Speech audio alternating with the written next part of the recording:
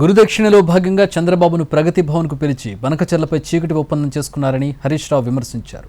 BRS విమర్శలకు AP మంత్రి Payyavula counter ఇచ్చారు. కేటీఆర్ హరీష్ రావు మధ్య ఉన్న రాజకీయ అస్తిత్వ పోరుకు రాజకీయ రంగు పులిమారని ఆరోపించారు.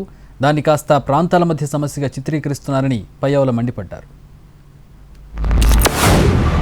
రెండు ప్రభుత్వాలతో మాట్లాడే ప్రయత్నం చేసినాం. నదీ మార్గంగా సాగర్ శ్రీశైలం ఆధారంగా నీళ్లు పైకి తేవాలి అనేది మా ప్రతిపాదన ఉండే. చంద్రబాబు ముందుకు రాలేదు, జగన్ ముందుకు రాలేదు, ఒక్క అడుగు ముందుకు పడలేదు. ఇప్పుడే ఎందుకు పడుతున్నది? ఇప్పుడు ఎందుకు పడుతుందంటే నువ్వు గురుదక్షిణ చెల్లింపులో భాగంగా బాబు గారిని ప్రగతి భవన్కు పిలిచి చీకటి ఒప్పందం చేసుకున్నావు. దాంట్లో భాగంగా ఉత్తమ్ కుమార్ రెడ్డిని సతీ సమేతంగా బెజవాడకు తోలినాం.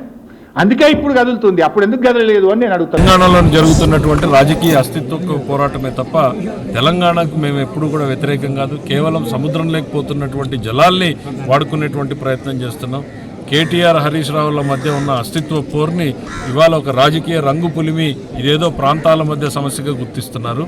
మరి అదే కేసీఆర్ ఆంధ్రప్రదేశ్కి జగన్మోహన్ రెడ్డి గారిని ఇన్వైట్ చేసి ఈ పథకాన్ని ప్రారంభిద్దామని ఆ రోజు చెప్పిన రోజున ఇది గుర్తుకు రాలేదా హరీష్ రావు గారికి?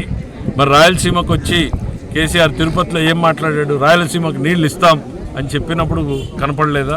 అసెంబ్లీలో కేసీఆర్ ప్రకటన చేసిన రోజున హరీష్ రావు కనపడలేదా? ఈరోజు ఇవన్నీ కనపడుతున్నాయా?